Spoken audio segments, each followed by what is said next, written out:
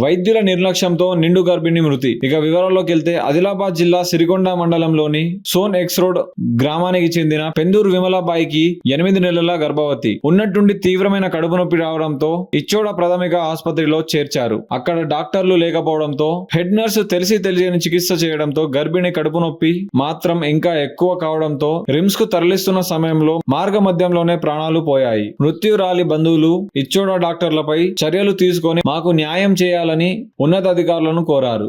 Road గ్రామంలో నిండు గర్భిణి అంటే పేరు విమలబాయి వైఫ్ ఆఫ్ సాయి కిరణ్ అని చెప్పేసి 8వ నెలల ఆదివాసి నిండు గర్భిణి డాక్టర్ల నిర్లక్ష్యం కారణంతో ఈరోజు వారి యొక్క నిండు ప్రాణాన్ని వారు బలికి తీసుకున్నటువంటి సందర్భాన్ని మేము ఆదివాసీ హక్కుల పోరాట సమితి తుడుము తరపున తీవ్ర దిగ్భ్రాంతిని తెలియజేస్తూ ఉన్నాం. ఏది ఏమైనా కానీ చనిపోయిన దానికి ప్రతిదానికి కారణం ఈ డాక్టర్లే బాధ్యత వహించాల్సిందిగా మేము డిమాండ్ చేస్తూ ఉన్నాం. అయితే దగ్గరలో ఉన్నటువంటి ఇచ్చోడ పిఎస్లో రెగ్యులర్గా విధులు నిర్వహిస్తున్నటువంటి సాగర్ అనే ఎంబీబీఎస్ డాక్టరు అందుబాటులో లేకపోవడం, మరియు అక్కడ ఉన్నటువంటి సిబ్బంది నిర్లక్ష్యం వలన ఈరోజు నిండు గర్భిణి తల్లితో పాటు బిడ్డ కూడా నిండు నూరేళ్లు ఇప్పుడే తల్లి లోపలే నిండినటువంటి సందర్భం ఇవాళ వాళ్ళ రోదన చూస్తూ ఉంటే మాకు ఆందోళన ఏర్పడుతూ ఉంది. అయితే సాగర్ గారు ఇక్కడ స్థానికంగా పనిచేస్తున్నటువంటి సాగర్ గారు ఏదో విధులను నిర్లక్ష్యం చేసుకొని మరి ఇవాళ విధుల్లో కూడా నిర్లక్ష్యంలో భాగమై చెప్పేసి ఈరోజు వారి యొక్క వైద్యం వికటించదని చెప్పేసి మేము చెప్పదలుచుకా ఉన్నాం. ఏదైతే గర్భిణీగా చనిపోయినటువంటి విమలాబాయి ఇది 8వ నెల నడుస్తున్నా కానీ సరైన వైద్యం చేయకపోవడమే సిబ్బంది నిర్లక్ష్యం అని చెప్పేసి మేము తెలియజేస్తా ఉన్నాం. ఏది ఏమైనా కానీ ఆదిలాబాద్ జిల్లా ఇచ్చోడ మండల కేంద్రం అనేది అటు బజరత్నూరు, అటు ఇచ్చోడ, ఇటు గుడిహత్నూరు, బోతు, సిరికొండ, నెరడిగొండ ఈ పరిసరాల ప్రాంతంలో ఒక కేంద్ర బిందువుగా ఈ పిహెచ్సి ఉన్న కారణంగా ఈ పిహెచ్సిలో సరైన వైద్య సదుపాయాలు లేవు, సరైన మందులు లేవు, సరైన సూజీలు లేవు, సరైన సెలూన్సులు లేవు. కారణంగా ఈరోజు నిండు గర్భిణి చనిపోవడం జరిగింది. కాబట్టి ఏది ఏమైనా కానీ ఇక్కడ విధులు నిర్వహిస్తున్నటువంటి ఈ సాగర్ అనే ఎంబీబీఎస్ గారిని తక్షణమే విధుల నుంచి సస్పెండ్ చేయాలని చెప్పేసి ఇక్కడ ఉన్నటువంటి వైద్య శాఖ అధికారులకు మేము డిమాండ్ చేస్తూ ఉన్నాం. లేని పక్షంలో ఆందోళన కార్యక్రమాన్ని కూడా చేపడతామని చెప్పేసి హెచ్చరిస్తూ ఉన్నాం. ఇంతకు ముందే మేము ఆదిలాబాద్ జిల్లా డిఎంహెచ్ఓ గారితో మాట్లాడడం జరిగింది. అయ్యా ఈ నిరుపేద ఆదివాసీ కుటుంబానికి ఆదుకోండి అని చెప్పేస్తే డిఎంహెచ్ఓ గారు సానుకూలంగా స్పందిస్తూ ఏది ఏమున్నా కానీ నేను కలెక్టర్ దృష్టికి తీసుకెళ్లి కలెక్టర్ ద్వారా ఐటీడీఏ త్రోలో ఈ కుటుంబాన్ని మేము ఆదుకుంటామని చెప్పేసి వాళ్ళ మాట ప్రకారం వాళ్ళు మాకు సమాధానం ఇస్తున్నారు. కాబట్టి ఈ సమాధానానికి సరైన బాధ్యత కాదు, ఇది విధులకు నిర్లక్ష్యం వహిస్తున్నటువంటి డాక్టర్లదే బాధ్యత. కాబట్టి అక్కడ ఉన్నటువంటి సిబ్బంది పైన మరియు డాక్టర్ సాగర్ పైన శాఖపరమైన చర్యలు చేపట్టాలని చెప్పేసి మేము మృతుని కుటుంబం తరపున ఆదివాసీ సమాజం తరపున మేము డిమాండ్ చేస్తూ ఉన్నాం.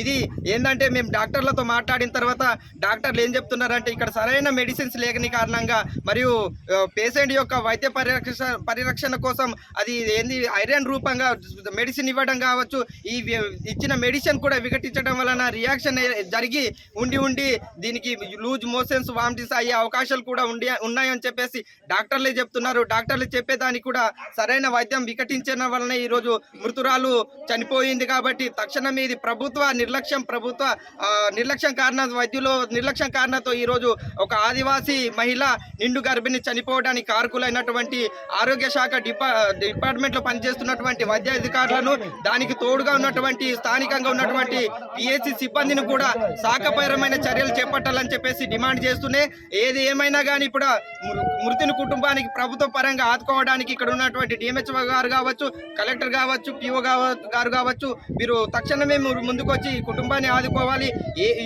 ఎన్ని సందర్భాల్లో మేము చెప్తా ఉన్నాం.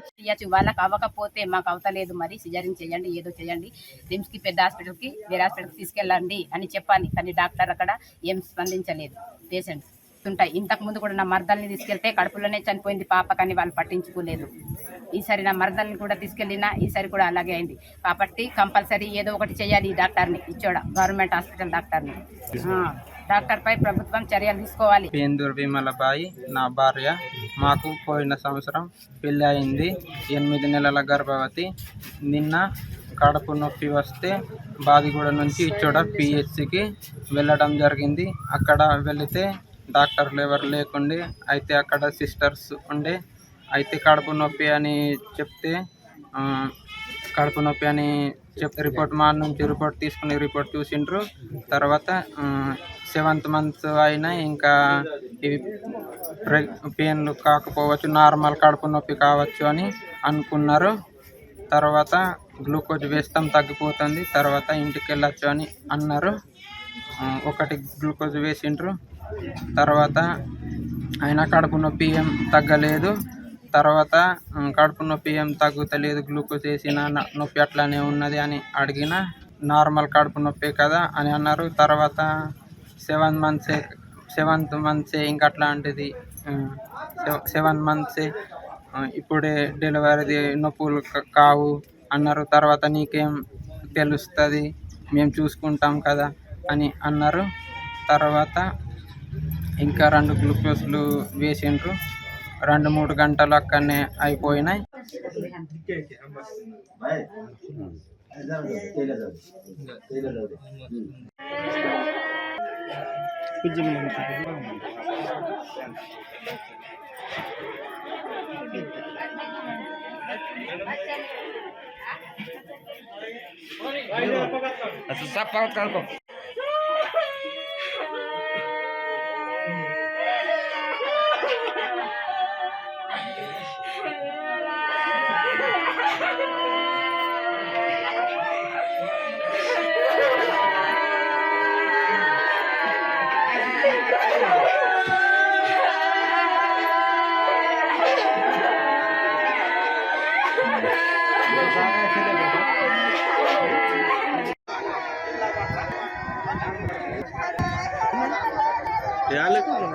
आले क्या आपने